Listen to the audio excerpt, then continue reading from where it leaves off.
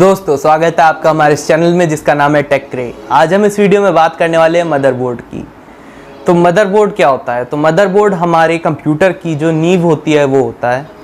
इस मदरबोर्ड को हम लोग कई और जगह पे भी देखते हैं, पर मोस्टली ये मदरबोर्ड में जो मॉडिफिकेशन हम लोग कर सकते हैं वो डेस्कटॉप और सर्वर के ही मदरबोर्ड्स में कर सकते हैं।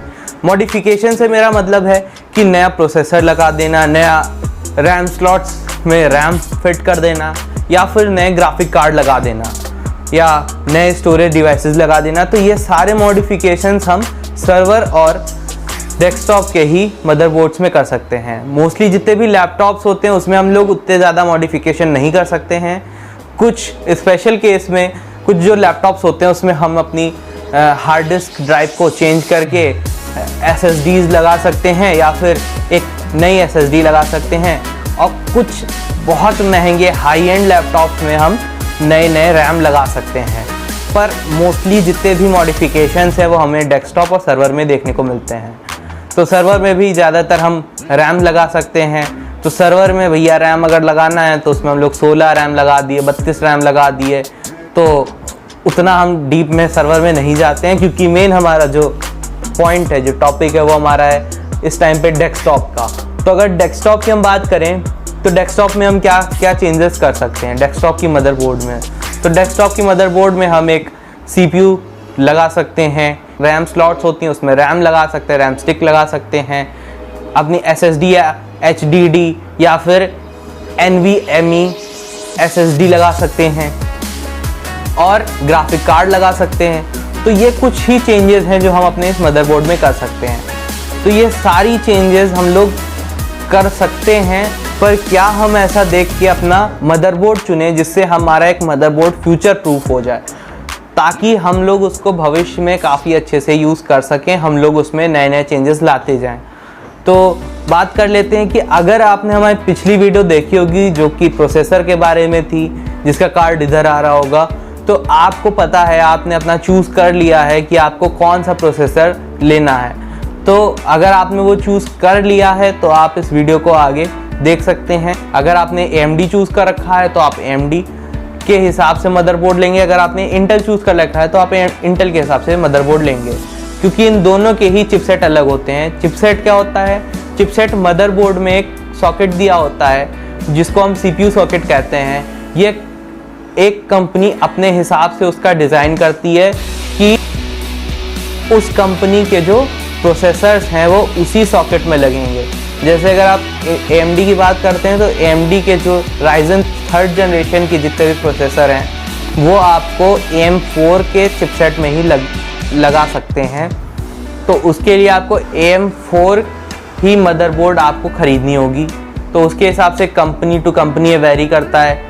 वही अगर आपने इंटेल का प्रोसेसर ले लिया है 10 जनरेशन का, तो आपको उसमें जो मदरबोर्ड का यूज़ करना होगा वो LGA उसका सॉकेट होता है। LGA 1200 इंटेल के 10 जनरेशन का सॉकेट है, तो आप उसी में अपना CPU लगा सकते हैं। तो यहाँ तक तो बात हो गई कि आप कौन सी कंपनी को चूज़ कर रहे हैं, तो उसके हिसाब से आप अपना मदरबोर्ड चूज़ करेंगे। अब मदरबोर्ड भी कई कंपनीज के से बना के आपको मिलती हैं। अगर आप एकदम सस्ते में जाना चाहते हैं तो आपको Zebronics मिल जाएगी। थोड़ा ऊपर आएंगे तो आपको Asus हो गया, MSI हो गया और Gigabyte हो गया, और भी कई कंपनीज हैं जो आपको देखने को मिलेंगी। पर मेनली MSI, Asus और Gigabyte, ये तीनों कंपनीज ही आपको हाई एंड मदरबोर्ड्स देती हैं जो कि काफ़ी बेहतर होते हैं। तो मदरबोर्ड के हम अभी स्लॉट्स के बारे में बात कर लेते हैं। तो CPU स्लॉट के बारे में तो हमने बात कर ली, CPU सॉकेट के बारे में बात कर ली है। अभी इसके अलावा और क्या होता है? तो इसमें रैम स्लॉट्स होते हैं जिसमें आप अपनी रैम स्टिक लगा सकते हैं।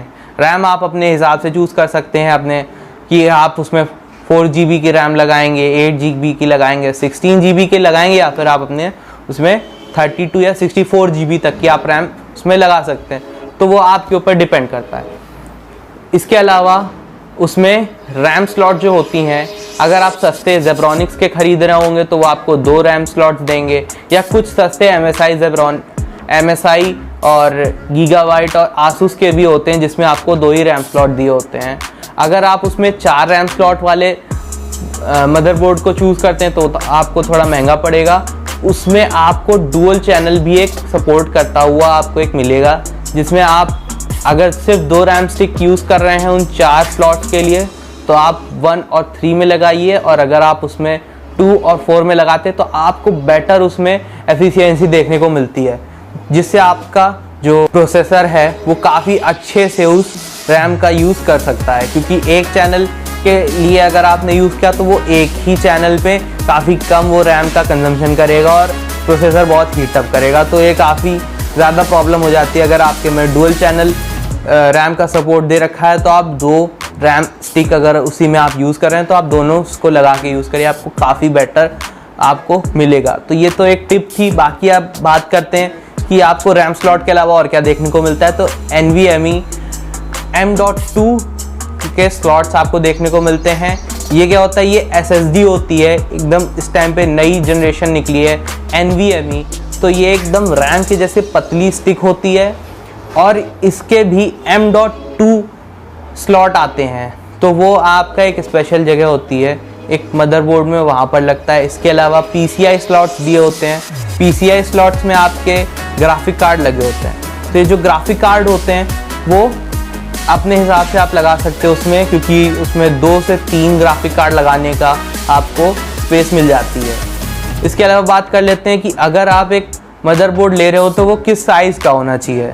तो जनरली हमारे पास जो मदरबोर्ड डेस्कटॉप के लिए आते हैं वो 3 टाइप के आते हैं। एक आता है ATX जो कि फुल साइज मदरबोर्ड होता है, दूसरा आता है हमारा माइक्रो ATX जो कि नॉर्मल मदरबोर्ड्स होते हैं, जो कि नॉर्मल पीस आपको डेस्कटॉप में देखने को मिलते हैं। इसके बाद हमारा तीसरा आता है, वो होता है मिनी ITX। ये हमारे छोटे होते हैं, काफ़ी छोटे होते हैं, जो कि आपने देखा होगा मोस्टली ऑफिसेज में, या फिर कुछ ऑल इन वन कंप्यूटर्स जो आते हैं कि एक स्क्रीन है उसी में सारे फिक्स है सारी चीज़ें। तो ये होते हैं मिनी ITX। ये काफ़ी छोटी छोटी मदरबोर्ड्स होती हैं जिसमें आपके सारे कंपोनेंट्स होते हैं वो सब जुड़ जाते हैं और आपका PC चलने लगता है। इसके अलावा हमको पिको ITX भी देखने को मिलता है जो कि हमारे लैपटॉप्स में लगा होता है। उसके अलावा हमें नैनो ITX देखने को मिलता है जो कि हमारे स्मार्ट वॉच में लगा होता है। और लास्ट में हम बात कर लेते हैं मोबाइल ITX की, तो वो हमारे मोबाइल की मदरबोर्ड होती है। अभी मोबाइल की मदरबोर्ड में हम कोई चेंजेस नहीं ला सकते हैं। जो मदरबोर्ड होती हैं मोबाइल की, उन सारी मदरबोर्ड में एक बार जो चीज़ लग गई, वो सब सोल्डरिंग करी होती है, उसमें हम कोई चीज़ उसमें मॉडिफिकेशन नहीं कर सकते हैं। और यही सेम चीज़ हमारा लैपटॉप में भी है, और यही सेम चीज़ हमारे स्मार्ट वॉच और अदर कंपोनेंट्स जितने भी हैं IoT डिवाइसेस हैं उसमें जो भी मदरबोर्ड लगती हैं उसके लिए भी है। पर अगर आप ATX, माइक्रो ATX और मिनी ITX के बारे में देखते हैं तो इन तीनों में हम लोग कुछ मॉडिफिकेशंस कर सकते हैं अपने हिसाब से। हम अपना रैम लगा सकते हैं, अपना CPU लगा सकते हैं, तो ये सारी चीज़ें। इसके अलावा हम उसमें कई अलग अलग पोर्ट्स देखने को मिलता है एक मदरबोर्ड में।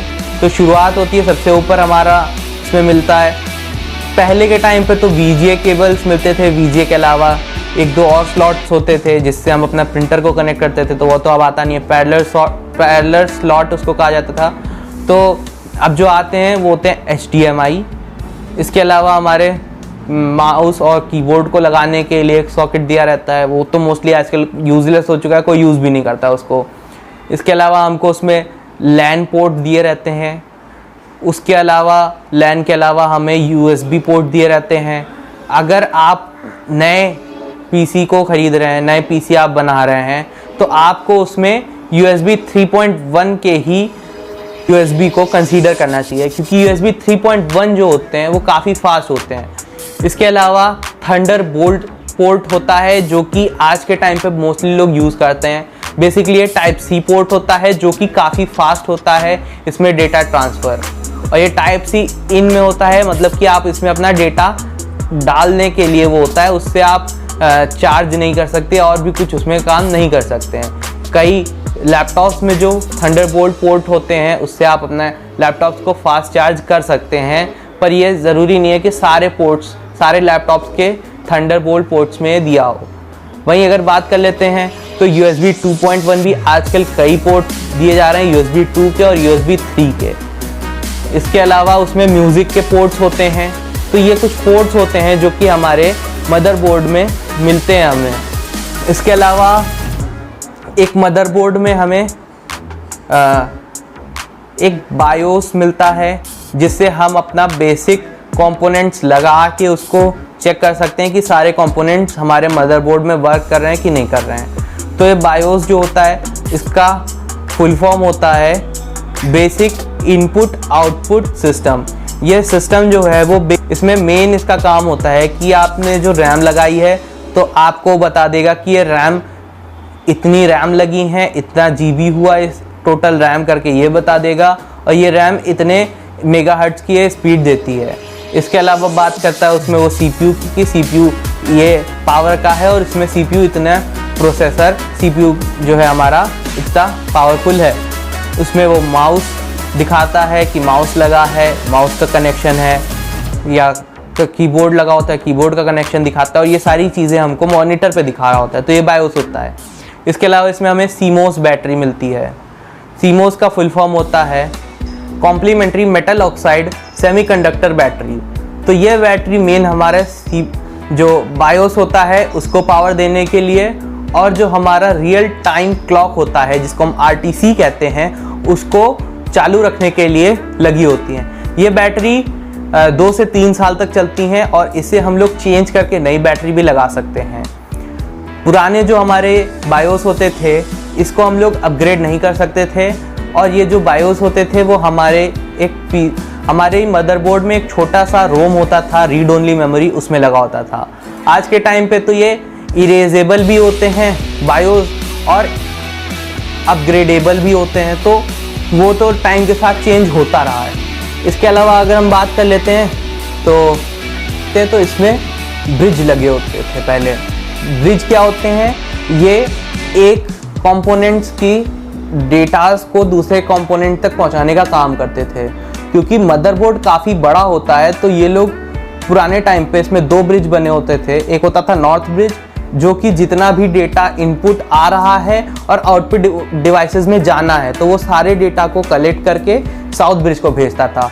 और साउथ ब्रिज का जो मेन काम होता था वो होता था कि वो प्रोसेसर और रैम से सारी डिटेल्स डेटा ले और आउटपुट के लिए भेज दे और इनपुट का सारा डेटा लेके प्रोसेसर को भेज दे।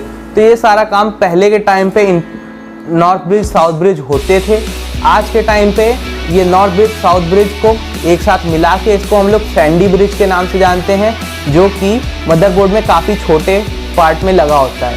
इसके अलावा मदरबोर्ड में हमें हीट सिंक देखने को मिलता है, जो कि मदरबोर्ड की जो हीट होती है, जो पावर चलता है, इतना डेटा ट्रांसफ़र हो रहा है तो उससे हीट जनरेट जो होती है उसको वो सिंक कर लेता है, उसको वो कनेक्ट कर लेता है, अपना कलेक्ट कर लेता है और उसके बाद अपना उसको ऐसा यूज़ करता है कि उतनी हीट मदरबोर्ड में नहीं होती। इसके अलावा प्रोसेसर से भी वो हीट सिंक का यूज़ करता है। इसके अलावा हमें इसमें VRM देखने को मिल जाती है। VRM, तो VRM क्या होता है? तो VRM का मतलब होता है वोल्टेज रेगुलेटरी मॉड्यूल। तो इसका मेन जो काम होता है वो होता है कि वोल्टेज जितना भी हमारा आ रहा है PSU से, पावर सप्लाई यूनिट से, उससे वो कितना वोल्टेज किस पार्ट को चाहिए वो उसको सही से पहुंचा सके। क्योंकि हमारे घर पे जो बिजली आती है, इलेक्ट्रिसिटी आती है, वो काफ़ी फ्लक्चुएट करती है। कभी एकदम से वोल्टेज हाई हो जाता है, कभी एकदम से लो हो जाता है। तो अगर वोल्टेज हाई लो फ्लक्चुएट करेगा तो हमारे मेन जो PC कंपोनेंट्स हैं उस पर असर पड़ेगा। तो ये असर ना पड़े इसलिए हम लोग इसमें वोल्टेज रेगुलेटरी मॉड्यूल लगा हुआ पाया जाता है। तो ये काफ़ी पावरफुल होता है जिससे हमारा PC के कंपोनेंट जलने से बच जाते हैं। तो ये हो गई बात हमारे VRM की। तो इसके अलावा हम लोगों को मदरबोर्ड में इतनी तो चीज़ें देखने को मिल जाती हैं। तो अगर हम बात कर लेते हैं कि आपको कौन सा मदरबोर्ड चूज़ करना चाहिए, तो बेसिक मदरबोर्ड की अगर हम बात करें तो मोस्टली माइक्रो ATX फॉर्म के जो मदरबोर्ड होते हैं वो यूज़ किए जाते हैं। क्योंकि आपको जो मोस्टली कैबिनेट्स देखने को मिल जाते हैं मार्केट में, वो आपको सस्ते में और अच्छे जितने भी कैबिनेट्स होते हैं वो आपको मिड टावर के कैबिनेट देखने को मिलते हैं। आप अगर 8GB ले रहे हो चाहे विदाउट 8GB ले रहे हो, वैसे अगर आप खर्चा करते हो 3000, 4000, 5000 रुपये अपने एक कैबिनेट के ऊपर, तो आप RGB लोगे, आप इतना सस्ता नहीं लोगे। अगर आप अपना अच्छा बिल्ड कर रहे हो एक PC का, तो RGB आप उतना एक्सेप्ट नहीं कर सकते हो। तो अगर आपको अपना एक मदरबोर्ड लेना है तो आप माइक्रो ATX लें, क्योंकि वो काफ़ी ईजी होता है मेंटेन करने में भी, और उसको मिड टावर कैबिनेट में काफ़ी ईजीली इंस्टॉल भी हो जाता है। इसके अलावा अगर आप काफ़ी प्रोफेशनल हैं इस सब कामों में, तो आप माइक्रो ATX भी ले सकते हो, या फिर आप ATX भी ले सकते हो, या फिर आप मिनी ITX भी लगा सकते हो। तो आपके ऊपर डिपेंड करता है कि आप अपने हिसाब से, अगर आप नया PC बिल्ड कर रहे हो, या फिर अपना आप नया PC प्री बिल्ड PC खरीद रहे हो, तो भी आपके ऊपर वो डिपेंड करता है कि आप कैसा मदरबोर्ड लोगे। तो मेरा तो एक यही सुझाव है कि अगर आप एकदम नया PC बिल्डअप करा रहे हो, आपका वर्कलोड ज़्यादा है, आपको उसमें ग्राफिक कार्ड का यूज़ करना है, तो आप माइक्रो ATX खरीद लें। वो आपको माइक्रो ATX के मदरबोर्ड पे आप अपना सारा कंपोनेंट्स लगवा लें, वो आपको काफ़ी हेल्प करेगा। पर वहीं अगर आप अपना एक PC बिल्डअप कर रहे हैं जो कि आपको हाई पावर, सारी चीज़ें हाई चाहिए, तो उस सब के लिए आप अपने हिसाब से अलग अलग मदरबोर्ड को चूज़ कर सकते हैं। तो आशा करता हूँ आपको हमारी ये वीडियो अच्छी लगी हो। अगर आपको हमारी ये वीडियो अच्छी लगी हो तो लाइक कर दें, और ऐसी ही और भी वीडियोस के लिए हमारा चैनल सब्सक्राइब करें। और अगर आपने हमारी पुरानी वीडियो नहीं देखी है जो कि माइक्रो प्रोसेसर के बारे में थी, उसी वीडियो से रिलेटेड हमारी ये वीडियो है, और आगे आने वाली में कुछ वीडियोस इसी से रिलेटेड होगी, ताकि अगर आप अपना एक PC बिल्डअप कर रहे हो या फिर आप अपना एक प्री बिल्ड PC खरीद रहे हो, तो आपको एक नॉलेज रहे कि आप किस तरीके से अपने PC को कंसीडर कर सकते हैं, आप बनवा सकते हैं। तो ये सारी बातों के लिए आप हमारे चैनल को सब्सक्राइब कर लें, और हमारी इस वीडियो को देखने के लिए धन्यवाद। और मैं आपसे मिलता हूँ दूसरी वीडियो में, तब तक के लिए बाय बाय।